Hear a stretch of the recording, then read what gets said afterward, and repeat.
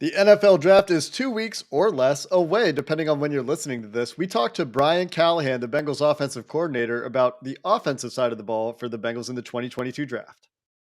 You are Locked On Bengals, your daily Cincinnati Bengals podcast, part of the Locked On Podcast Network, your team every day.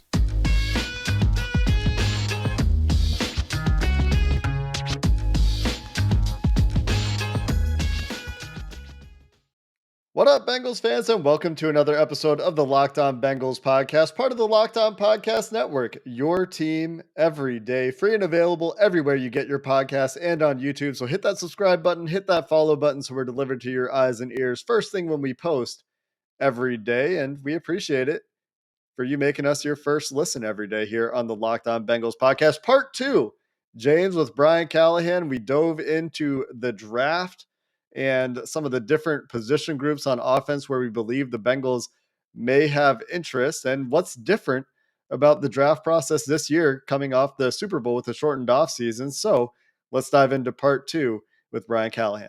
All right, Brian, we talked a lot about the offseason and what you're looking forward to getting back to the team when the offseason program begins, and you've got some new rookies on the team.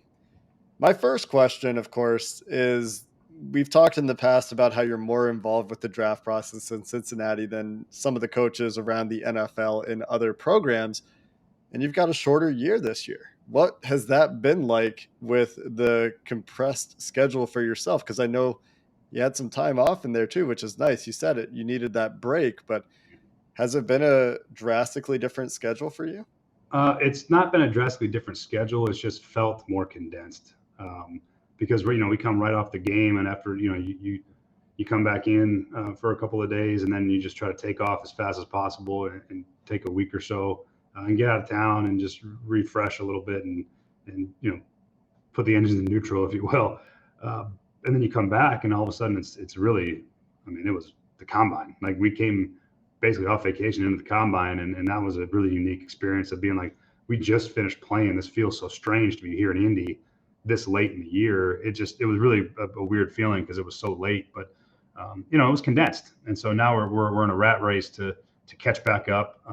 The first thing we were worried about was free agency period. That's where we spent all of our time, the beginning of the offseason. Really, once we got back from the combine, we were full tilt on free agency. And then as soon as the free agency ended, we've been full tilt on the draft, and we are heavily involved here. Our guys have been out traveling. Our position coaches have been grinding, and I say that with the most respect I can say, because they put in a ton of work on the road, at pro days, on tape, of trying to get everything organized to catch back up with where our scouting department is, and have their opinions and evaluations of the players. And they've done a really great job of getting to that point. We're in our draft meetings this week on offense, our first real round of draft meetings and trying to set rankings and all that stuff this week, and defense will be next week. And then we'll do all the mock drafts and top 50s and all the things that we do trying to get ready for the draft. But it's been a grind. It's been a lot. And really what we do here, because we're different than most places, is once we hit the player acquisition part of the offseason from free agency through the draft, we pretty much just focus on that. And we don't really do much scheme evaluation. We don't do much league studies and things like that. I do some things, everybody does it kind of on their own time, but it's a full throttle on personnel and acquisition from now until the end of the draft. And then after the draft, we'll transition back into the football part. But I think it's a smart thing to do. I think it works well for us. And it gives us a chance to really have the right evaluations and try to get these picks right, in this draft. And I think they're important picks, and they're important players for us moving forward. And, it's always a fun process to go through. Let's talk a little bit about the subject that we talked a ton about during part 1 of our conversation, the offensive line. Mm-hmm. Now, you guys have added 3 starters on the offensive line. You have some young guys behind them that you're confident in.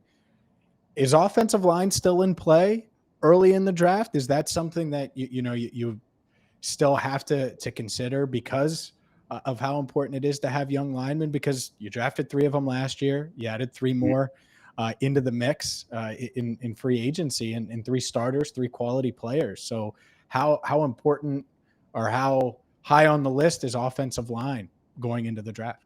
The best thing that we've done I think over the last, really our tenure here in the last, couple off seasons is we've done a really nice job in being selected in free agency. We've added, players that we think can make an impact, players that can help, players that have filled holes that we felt like we've had.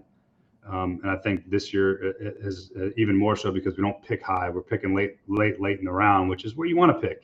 That's ideally that's where you're picking every year. But it does change the dynamics of what the draft looks like, because now there's a whole slew of picks in front of you, and you're not taking, the Jamar Chases and Joe Burrows don't exist at the back of the round. That's by design. That's why the NFL is the way it is. But it does change what's available to you, and you're not sure. When you pick higher, you can have a pretty good idea between players on who might be there. When you pick later in the round and later in all the rounds, there's a lot of picks that come off the board. So there's a little more uncertainty about what it's going to look like at that pick. As far as offensive line, you can never have enough good linemen. If there's and what I meant to preface is by the free agency signings that we've done over the last couple of years has allowed us to be a little more free in the draft, to take whatever those best players are for us, and not necessarily trying to pick to fill a need because we have to have it. I don't think we have to have anybody up front. I think we've got a solid bunch of guys up front competing. But if for some reason that there's an offensive lineman available at any point in the draft that we feel like is going to help us, we certainly wouldn't be afraid to make that selection. There's good linemen in this draft. There's good depth in this draft. There's good developmental prospects kind of all the way around up front. And so if there was one that came up and if they were the best player we thought would help us the most, we certainly would be open to picking that player. And so, it's a little bit of coach speak in a sense. You're talking about best players, but there really is I think what we've done in free agency has really allowed us to be smart and be able to take the players we want in the draft, and not necessarily be pigeonholed into having to take a particular position. We'll get back to part 2 of our conversation with Bengals offensive coordinator Brian Callahan, but first, a word from BetOnline, a one-stop shop for all things sports betting and wagering, whether you're looking for player prop bets like how many points Kevin Durant is going to score in the playoffs, or Kyrie Irving and the Brooklyn Nets, will they make a run? Well, they have a one-stop shop at BetOnline for all of your NBA playoff wants, needs, desires as far as sports wagering goes. And it's not just NBA, of course. They got you covered for the NFL draft. They have you covered for future Coach of the Year odds, MVP odds, and anything in between if you're looking to wager on the NFL. So I know we got some Joe Burrow fans in here. You want to wager on Joey B? You can do that at BetOnline. They also have you covered for anything in between, whether it was golf like the Masters last week, UFC, boxing, and anything else you're looking for. BetOnline is a one-stop shop for all of your sports wagering needs. I've used them, and you should too. BetOnline, where the game starts. When you look at the offensive lineman in this draft and you're doing that evaluation, it feels different to me than last year. It feels different than the draft in general feels different to me this year. And it might be because the Super Bowl was so recent. And so I'm just behind. Part of it. But when you look at the offensive line class, how do you think it lines up in terms of strengths at the parts of the draft where you're going to be picking, and in terms of the traits you're looking for in offensive linemen? You talked about there are going to be some good players, of course, but do you think they'll be available to you? It's hard to say. I mean, there's definitely some good high-end talent. Some of those top couple of tackles are really good players. I'd have a hard time imagining many of those will be there at the end of the round. But it's a pretty good interior class, and there's a lot of guys that are college tackles that project as guards. There's quite a few of those that are intriguing. Guys that are probably second, third round type picks, fourth round picks that you feel like there's a lot of value in those guys too, especially if they're types of players that might need a year. You start getting into the later part of the rounds, and our second round picks basically like a third round pick. You know what I mean? So you're getting in these late parts of the rounds where guys can project a little bit, and the luxury we have is that we can take guys like that if we feel like they're really going to be good players, but maybe they're not. They're making a transition from a tackle to a guard or something in that nature, where you may have to allow for some development. And I think we're in a position where we can, if that's the case, if we feel like they're going to be really good players a year from now. But I think there's a good interior class. There's some good guards that are in there. There's some really intriguing developmental players as you get later in the draft.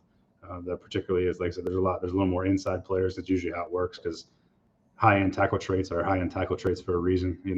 they're usually gone pretty early. Right. But it's an interesting class, and it's been fun to kind of just start diving into them and get them ranked and set on the board the way we think that we have them for our personal rankings, and then we'll see how the league views them too when the draft comes around. But it's a good class. There's some good players here. You guys have reportedly met with a lot of tight ends. No surprise, Hayden Hurst on a 1-year deal, CJ Uzama signing with New York. So it makes sense. How do you view this class? Because the consensus, outside of Paul Brown Stadium at least, doesn't really show a top tight end going night one of the draft. But there's a lot of guys in that round 2, round 3 range that appear to be in that tier that could go off on day 2. How do you view this tight end class as a whole, and how have those meetings gone with all of these different tight ends? Good. I mean, I think you're right. I mean, we definitely are looking at that position based on our depth and our current setup on our roster with what the future holds as well. But it's a good class. There's some good tight ends, good all around tight ends. There's may not be the high end guys that have gone in the past that are going to go top 15 or anything like that, but they're good players. And there's some interesting guys that are as pass catchers. There's some guys that kind of do a little bit of everything. And then there's some guys that have some traits and developmental traits where you're like, oh, these guys, they kind of jump off at you. And I think there will be tight ends available to us at different points in the draft. I think that depends on what the rest of the draft looks like at other positions as well. But we're doing our homework on those guys and trying to find if there's one that fits for us. And James has traveled all over the country and tried to interview all the tight ends, and he's grinding on them hard. Trying to see which ones might fit and where we might find a guy that might could be a steal for you at some point in the draft too that might not get as much publicity and things like that. So James does a great job. He's probably watched 50 or 60 tight ends, I think. So he knows them all inside and out, and that's what makes him unique in his scouting process. He just grinds on them and finds them and talks to them. So we're doing our homework on them, and if we can find a guy that fits at the right spot, I mean that's certainly an area that we'll have our eyes on throughout the course of the draft. And correct me if I'm wrong, this is a much larger draft class this year. Is that correct compared to last year, especially with some of the opt-outs and some of the guys taking the extra year? There was a lot of guys who took the extra year. There's definitely feels like there's a lot more players, and these meetings are going a little bit longer than normal. But I think that's part of it. All these guys that took the extra years and the opt-outs that came back and played. And I'd be curious to see if there's anybody that does any studies on how that sixth year or fifth year for those guys is affects them. Maybe makes them better or not better. Or I'd be curious to see some of these guys kind of forced to stay in school when they weren't normal. In the past they haven't been, and that might make for a more ready pro player than some years. How does that impact your evaluation of some guys? Because they've had more experience at the college level, but they're also older. And we don't have to talk about any specific player, although I would like to. Sure. There are some guys that are a little bit older that have the extra experience in college level, but they're coming into the NFL at 23, 24 years old. They're you could say men among boys at that point in the college game. How does that impact your evaluation process? I think it can. I don't know that it does. I mean, I still think you just evaluate. For us as coaches, we evaluate what we see and what the tape looks like. And I do think it's, I haven't talked to some of our area scouts and asked, hey, does this guy play better because he came back? Is he better this year than he was last year now that he came back for that extra year? And most of the time is, his tape this year was much better than the year before. And, that helps you get a little bit better feel for what you're getting. Sometimes when you don't know, you're drafting a little bit on the potential and the things that you see, and you may not see it on the tape the same way that you would versus guys played an extra year. So I don't know that it totally affects how I would evaluate the tape, but I know that there is other factors that go into that as far as the age and all those things when they're coming in the league that do make a difference. I'll be interested to see how many of what that looks like for this class, because there's going to be some guys that are a little bit older that are coming in as rookies. Leave it to me to bring up the wide receiver position. And obviously you have the big three there that we refer to plenty here on Locked On Bengals. But I'm sure you like some of the veteran guys that you brought back as well on the back end of the roster. That being said, I'm also sure you guys are looking at that wide receiver spot, looking for maybe depth behind the big three, as we call it. what traits are you looking for at wide receiver? And do you think that there are guys in the middle rounds, because most of us don't expect you to pick a wide receiver at 31 necessarily, but are there guys in the middle rounds that you think fit and have the traits that you're looking for? I think so. There's guys that, these receiver classes are usually relatively deep nowadays. There's just so many of them. So to be able to find a guy that with traits that you like, whether it be you're looking for slot traits and inside traits, or you're looking for a contested catch winner, or you're looking for a guy that can run, that they're all out there. It's just a matter of how they fit and where that falls. And if there's a guy that we really love, that we think could be a really good player, maybe wouldn't necessarily have to be an impact player in year one. There's certainly a room for that. It's hard to pass up really good players on the outside if they're at the right spot for us. We obviously don't need to take one at all at any point, really, because Mike Thomas has found a nice role. Same with Stanley Morgan and Trent Taylor, for that matter. Returnability is always going to be something you're looking for if you can find a dynamic returner in the draft. And where's the skill? Is there outside guys that fit? But if they're outside players for us, they're going to have to play special teams, and can they play teams? There's a lot of factors that go into the depth part of the receivers, because they're going to have to be able to play special teams in some way, shape, or form, probably to be active on game day. And so if you're drafting a guy with relatively decent draft capital, you got to know he's going to have a jersey on game day. And so that's part of the evaluation process, is can they be special teams players, given our current situation. Obviously, we got 3 guys that we feel great about. But you're always looking for the future, and you're always looking to see, if you need a guy a year or 2 out, and you can develop them and do those things. There's a long list of receivers that I think people would be excited about over every year, really, in the draft. It's the position that's probably the deepest that you can find traits just about at every round. So, it's a lot of guys to dig through, but there's definitely some players that at the right spot would make sense. We talk about it all the time here on the Locked On Bengals podcast. Built Bar is the #1 protein bar on the planet. They're high in protein, they're low in sugar, they're low in calories, they're perfect for you. So get your hands on a Built Bar right now. We're going to have to send Brian Callahan a whole truck of Built Bars, because he's been very gracious with his time during this 2-part series of talking with the Bengals offensive coordinator. And everybody, and I mean everybody, from Zach Taylor to Brian Callahan to Joe Burrow to Jake Liscow to you, could use a little Built Bar in your life. So make sure you check them out right now at built.com. They're covered in 100% chocolate. They taste great. They're high in protein. They're low in sugar. They're low in carbs. So they're perfect for you. And when you're there at built.com, use promo code LOCKED15. You're going to get 15% off your order. Again, use promo code LOCKED15 for 15% off at built.com. And there's so much complexity that weighs into these draft decisions. You have egos in the building, which is something that general managers have to deal with. You have the contract trends for wide receivers and quarterbacks, $30 million, $50 million a year and rising. Mm-hmm. And then there's the traits versus, technique or refinement conversation, the draft for need, draft BPA, draft for now, draft for later. When you're more established and you've got a more veteran team at this point, I know there are a lot of young players on the Bengals, but most of the players that are returning have experienced a Super Bowl run. Yep. Does that impact the kinds of players you're looking for in the draft from a traits versus technique perspective, or from a traits versus refinement perspective when you're looking at time horizons? Or is it business as usual when it comes to those developmental versus, traits versus refined decisions? Yeah, I think that's a good question. I think it's one we could probably talk about for an entire episode alone. But it is a good question, and it's a good because that is part of the discussion and everyone has their own beliefs on where that falls with do you always draft the traits? Do you always, do you draft production? Do you draft, there's a whole list of conversations you have, particularly about receivers, because there's so many different types. And so many different guys have success in the NFL, different builds, different body types, different ways to get them the ball. And a lot of times you got to have that conversation too, as well. If we have this particular player, his skill set is what it is. How do we use him?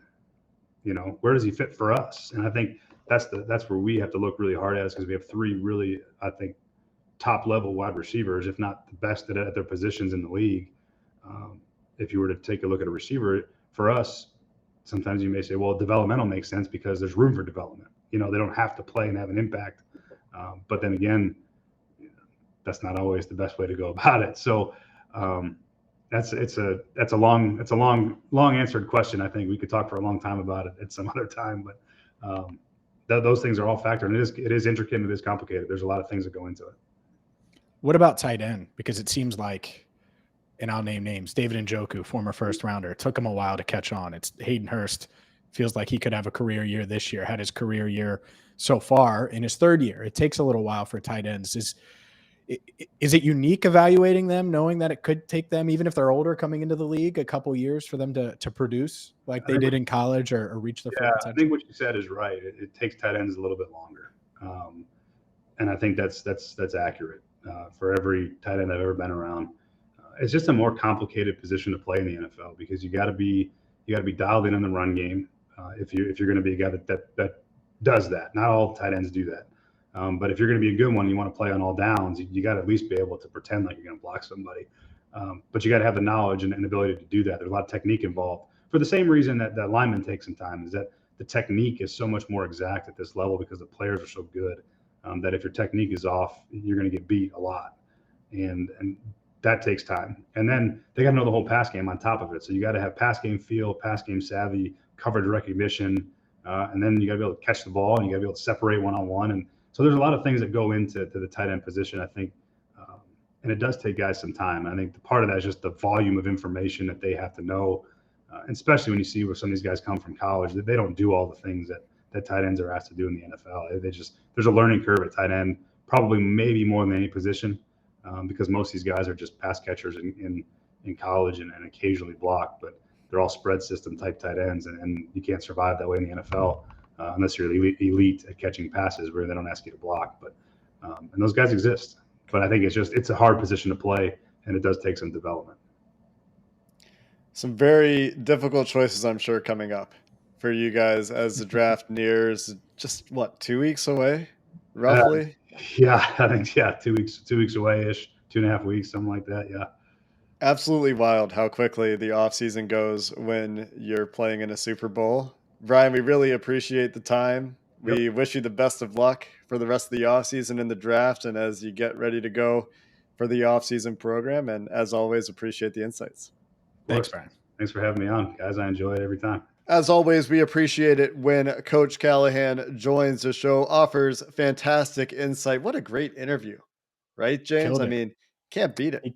He killed it. And, if you missed part one, make sure you check out part one. He talked about Luck, Collins, and how they were jumping for joy to add 3 offensive linemen. So that was a fun part. It's always fun talking with Brian, though, like you mentioned, and it's full of great insight. So hopefully, and we don't want to commit to Brian again, but hopefully we'll be able to get or commit Brian to us again. But hopefully we'll be able to get him in the future. Is always a load of fun. We've got a bunch of great guests coming up next week as well. Dane Brugler, Mike Santagata, Joe Goodberry, all joining us again. And Mock Draft Monday. Maybe we won't pick a safety, or maybe we will. Who knows? There's a trend happening, James. That's coming your way next week here on Locked On Bengals. Until then, hoo-day, and have a good one.